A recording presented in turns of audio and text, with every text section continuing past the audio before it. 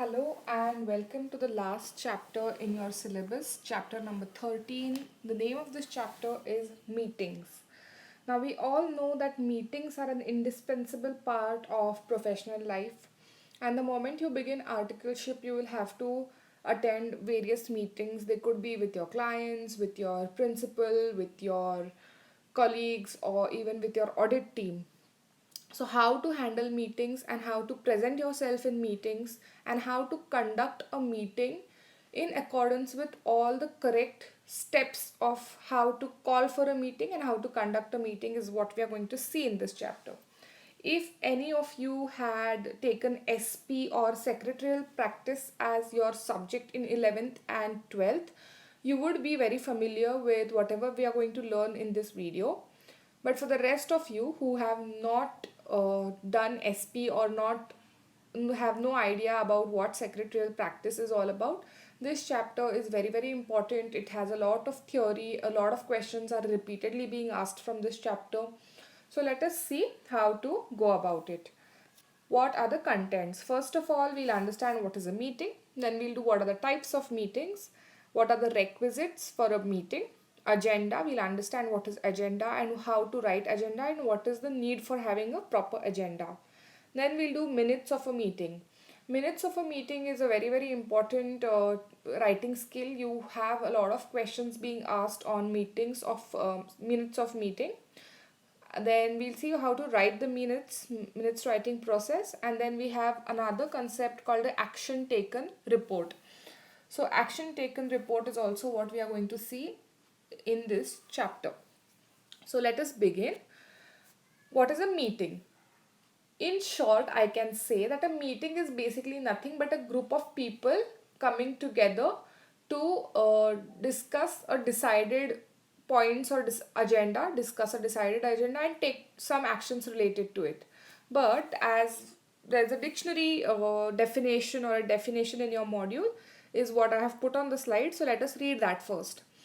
It could be a formal or informal deliberative assembly of individuals called to debate certain issues and problems and to take decisions. Formal meetings are held at definite times at a definite place and usually for a definite duration to follow an agreed upon agenda. So basically it could be formal or informal. Deliberative is the important word in this definition. Deliberately matlab with a proper reason or a purpose. It is fixed that you will meet at this particular time. That is deliberately, right? So deliberative assembly. So pre-decided hota hai meetings that who all are going to attend for what? To debate certain issues, to discuss certain problems or certain issues, and to take decisions regarding those problems or those issues. ये है formal or informal. It could be either. Now we are going to see formal meetings are held at a definite time, at a definite place, and usually for a definite duration. So, are held at definite times. For example, if we talk about a company, there are certain rules about how many meetings need to be taken place of directors, of shareholders, and such at a definite place. The place is also pre-decided and usually for a definite duration. So the time will also be fixed from 10 a.m. to 2 p.m. or whatever duration to follow an agreed upon agenda. Agenda we are going to see in detail later on, but basically to discuss some points that you have agreed upon previously. Okay, this is what is the meaning of a meeting. Now let us see what are the types of meetings. Now organizational meetings are there and operational meetings are there. Organizational meetings are it's normally a regular meeting involving stockholders or shareholders and management such as board meeting and annual general meeting. So basically all the people who are involved in the organization, it is for these people. It could be your shareholders, your directors, your members of a company, and all these people together. Whoever comprises an organization, all the people who have come together to make an organization function is called an organizational meeting. Now there are operational meetings. Operational meetings are usually amongst the employers and employees of the company. It is about how to manage the day-to-day affairs of the company. So these are operational meetings. Isme you will not call people from outside, like shareholders will not be called. It is only to plan and to organize the functioning of the company or organization in an effective manner. So जो day to day affairs से related questions होते हैं, those will be solved and those will be discussed in operational meetings. Then let us see what are the requisites for a meeting. Requisites matlab what are the requirements for having a proper meeting. Proper meeting meaning that meeting should be in secretarial practice you have a lot of points regarding what is a proper meeting. So first of all, the proper person has to call the meeting, a proper person has to chair the meeting, you have to select the correct number of people, like the correct people to attend the meeting, and all these points are there. But in this module we are going to see about 6 points. So let us see each of these in detail. The first one is selecting the right participants. Now, what do you understand by this? The participants in the meeting have to be chosen with extreme care. You cannot call anybody. You have to only call the people who are related to the items that you are going to discuss in your meeting, right? So often people are included because they belong to the department or are a part of the team, or because you don't want to exclude anyone, right? So basically, जो भी आपका agenda है meeting का, whatever points that you are going to discuss, all the people who are related to that particular problem or to that particular issue need to be involved in the problem solving or the discussion of that particular problem, right? So that is the reason you need to be very very careful about who all you are going to invite to the meeting, right? Even amongst friends it is happening sometimes, right? If you want to throw a surprise birthday party, you obviously don't want to call the person jiska birthday hai, otherwise what will be the surprise, right? So that way you have to select the right number, right people for the meeting. So let's move on to the second point. You have to send an intimation to all the participants. See, from the definition of meeting we saw that it is a deliberative assembly. Deliberative, it is pre-decided. So how will you know ki when you have to meet, at what time, where you have to meet? So for that you need some notification or some intimation. So that you need to send to all the participants. It could be in writing, it could be via SMS, it could be via post, whatever. Usually जो formal meetings होते हैं उसका by post also it goes and by email also it goes to the registered email ID. But if it is an informal meeting, even a WhatsApp message will do, right? So intimation. The notice for the meeting should be sent by a proper authority at least 2 to 3 days before the meeting, so that the participants will have the time to gather information, to prepare themselves, to collect all the data that is going to be required. And it must have the information about the date, about the time, about the venue, and names of participants and the agenda for the meeting. Names of participants is also important. I need to know who all is attending the meeting with me, right? So that if I have any questions or if I want to ask some doubts, it is easy for me to ask if I know who all is going to be attending the meeting. Therefore, that is important. In this point, we saw that the proper authority has to call, right? For example, if I am inviting some guests at my place for dinner, I need to invite them, right? I cannot ask somebody else to call them on my behalf. If that happens, nobody will come to my house, right? It's my house, it should be my invitation. So, similarly, there is always a person who's appointed fixed for certain responsibilities. So, this way you need to be careful, okay? Now next point is set an agenda. An agenda is nothing but it is a list of points or a list of problems that are going to be discussed in a meeting. Understanding? So let us see. An agenda must be provided before the meeting. Agendas are what? They are nothing but a framework on which the meeting stands. It will communicate all the subject of the meeting, the speakers, the time allotted to each speaker, etc. So agenda is nothing but a basic blueprint of what all is going to happen in that particular meeting. So it will be a list of all the questions or points that need to be discussed, who is going to talk about it. It is nothing but an itinerary of the meeting. What time, who's going to speak, whether there's going to be a lunch break, at what time, tea cup, and all these things will be there in the agenda. Then appoint a facilitator. Facilitator means a person who is going to chair the meeting. Chair the meeting matlab he is going to be hearing all these people and making the last and final call about it. So facilitator is appointed to guide the meeting to its logical conclusion. If he feels that people are fighting amongst themselves or if there's need to take some small break, he is the person who can make all these decisions. His task is to aid the group in reaching a consensus. So he is supposed to guide the people to take the discussion through the correct way, to the correct path. The members of the group are accountable and they are committed to the resolution taken by them. He ensures that the meeting stays on track, helps by providing a structure to a process, and will enable cooperative decision making without any conflict. So if that person feels that there's going to be a huge fight, or if they're going to be uh, leaving the point and talking about something else, he will be the person who has to bring them back to the topic and conduct the meeting in a proper and peaceful manner. The next point is arrive at clear conclusions and formulate next steps. So many times meetings fail to come to clear, and conclusions are not reached. For example, if the issue is very very complicated, people will just be talking amongst themselves and they will not reach a conclusion. But the purpose of a meeting, any meeting, is to solve a problem or to reach some decision related to the issue at hand which is being discussed. So the purpose for this should be to come to clear conclusions.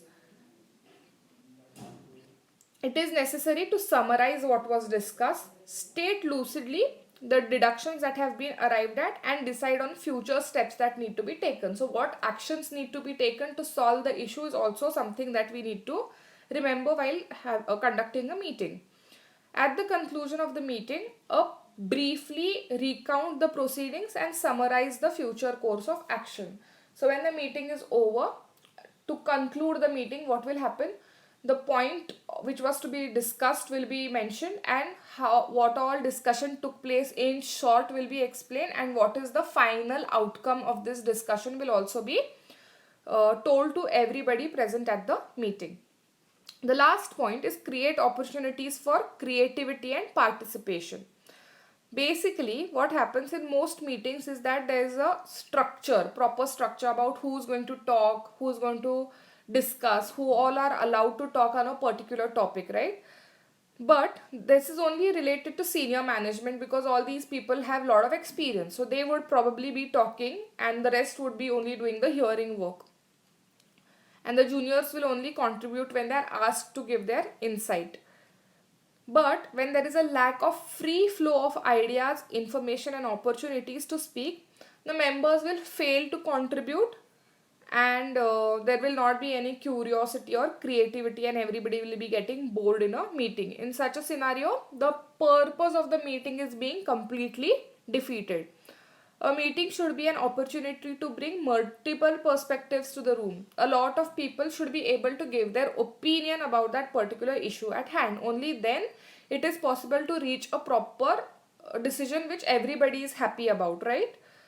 Or at least most people are happy about. Even it is not even about being happy, but it is about taking the correct decisions. So if a lot of people can express what they feel, then it is easier to take the correct or the most appropriate decision. There has to be room in a meeting to debate, to collaborate and decide. And then the performance of real work will be like a teamwork. It will be easy for everybody to work as a team. If one is ordering and the other people who have to only listen, there will be a lot of restraint from other people. They would not willingly want to do whatever is being told to them. So that is the reason we need to create opportunity for creativity and participation. Everybody should feel included in the discussion. Okay. Next is what is the need for an agenda. So first of all, let us understand what is agenda. An agenda is nothing but it is a list of questions or list of points that is going to be discussed. It will give you a proper blueprint of the meeting. That's such and like the meeting will start at such and such time, then it first what who's going to talk or what is the issue. Generally the points are arranged in the manner of sequence in which they will be taken up for discussion. So this is nothing but agenda. It is a list that is going to be discussed in the meeting. Now let us understand what is the need for this agenda. First of all, the need for the agenda is that state the objective and purpose of the meeting. If everybody knows what is the purpose of that meeting, then it becomes easier for them to prepare for that meeting, right? Inform issues or topics to be discussed. Whatever topics are going to be discussed should be told in advance, so that people, if they have any questions or if they want to give any insight or if they have read something new or if they are doing some research about it, they can be openly explained to everybody. Keep the meeting focused on the issue. It does not allow speakers to deviate from the subjects and issues at hand. So if you know what all is going to be discussed, people would only be talking about those particular issues and they would not deviate or they would not talk about other issues, and the purpose of the meeting will be achieved. If there is no agenda, people may talk about things that are not related or not required. Okay. Therefore, having an agenda is very, very helpful so people can stick to the points that are to be discussed. Give time to the participants to understand and prepare their roles. Agenda gives them a lot of time to prepare themselves beforehand, to talk about that particular topic or to research or to even practice speaking. If you have stage fright or any of those things, you can prepare in advance if you have an agenda, and allot specific time to each speaker so that everybody gets the opportunity to speak, opportunity to present his or her point of view, and everybody gets the feeling of being heard, right? That is the reason why you need an agenda. Now, the next is what is minutes of a meeting. People who are also doing CS alongside CA would know what are minutes in much more detail than what I'm going to explain in this video. But for the purpose of CA foundation, you need to only know that minutes is nothing but it is usually a description of whatever happened at the meeting. It is notes of the meeting, basically, you can say. You will be writing down what all happened at the meeting and who all attended the meeting, and all these, what all issues were discussed, what were the conclusions that have been reached. All these things will be written in the minutes of a meeting. Let us read what is written on the slide. Minutes of a meeting. They typically describe the events of the meeting and may include a list of attendees, a statement of the issues considered by the participants, and related responses or decisions for the issues. So like I said, it is nothing but a record of the proceedings of the meeting. So whatever happened at the meeting will be written in detail in the minutes of the meeting. Now, what are the reasons for writing minutes? We all know that we tend to take everything as per our convenience, right? Now, the thing is, it always happens that in a fight, there are three sides to a issue. One is my side, one is your side, and one is the actual side. We all have our own perspective of looking at things. So, what minutes does is, various participants may have different recollections of the meeting. So, it is possible that there would be many interpretations of the same thing, right? So, to avoid this problem, it is better to write it down, right? And for companies or big organizations where there are hundreds of people attending a meeting, sorry, it would be better if it is in written. It is in writing that so and such issues were discussed, such and such people were present, and such person spoke, and there was a debate, and this conclusion or this action was decided to be taken upon. So that is the reason, one of the main reasons that minutes are written. So important tasks can be forgotten. So if you write it down, you will always have a record of it, and you can always take it as a reference to remind yourself of what needs to be done. Date of submission of subject matter report, action taken plan can be seen or referred to in the minutes of a meeting.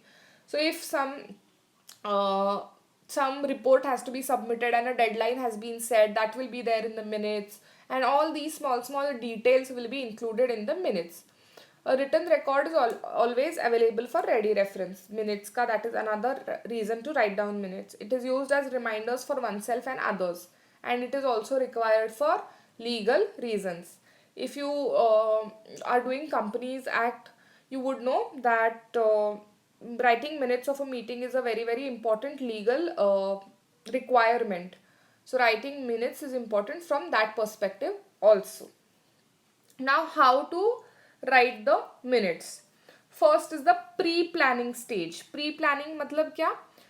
To take appropriate and complete notes of the meeting. This is pre-planning. What will you need for pre-planning? You will use a copy of the meeting agenda as a guideline to take notes and prepare the minutes. Use the same order and numbering of items as on the agenda for the meeting, so you will not miss out on anything. Note down the names of all the people attending the meeting in advance. So you will already have a list of people to whom the invitation of the meeting has been sent, correct? So that in that list only you may tick who all have actually attended or who all were actually present in the meeting. Now, all documents and handouts used or given in the meeting should be led for future reference and to be shared with others. So, if any handouts or if any documents were shared in the meeting, they should also form a part of the minutes of the meeting.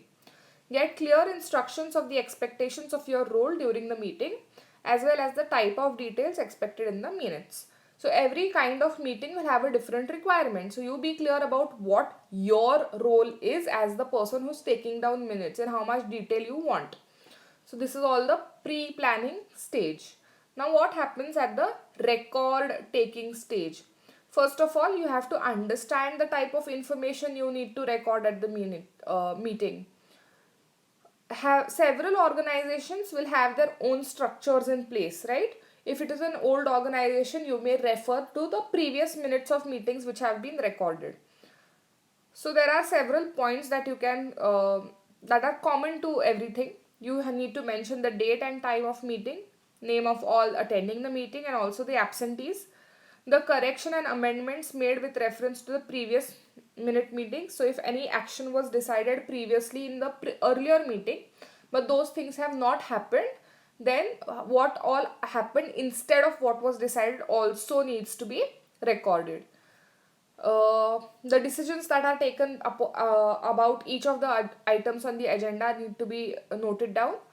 The necessary steps taken or will be taken with reference to the issue, the future plan of action whatever is there, and the date and time of the next meeting will also need to be noted down in the minutes. Now, suggestions for taking notes. Okay. First of all, have a format or a structure that is ready. You can note down main points to be discussed in the agenda so that you can simply jot down all the details of discussions and decisions under each main point. So basically, prepare a rough draft of the minutes in advance so you don't waste time writing, or you will not fall short of time while writing down. Give a lot of enough space so that you understand there is enough, there's a difference between each point that you're writing in. That is another important thing. You keep a record of all the attendees. Ensure that the names of all the people attending the meeting are noted down correctly. Mention all the absentees also.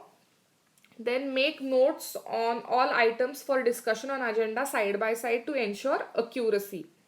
Ask for any clarification if you require at any point during the process. Do not try to capture it all, as it is impossible to write down the complete proceedings. Therefore, write or type just the decisions, assignments, action steps, etc. simply, clearly and concisely. You can also record the meeting on your smartphones or iPads or whatever, so that you can rehear the conversation again and check alongside your minutes of the meeting. The next point is minute writing process. So this will happen after the meeting is over. Accurate recording depends on writing the report while you can recall all that happened. So you need to be having a good memory to write the minutes. go through your notes that you have taken down at the time when the meeting was happening, so you do not forget any details or forget any matter altogether.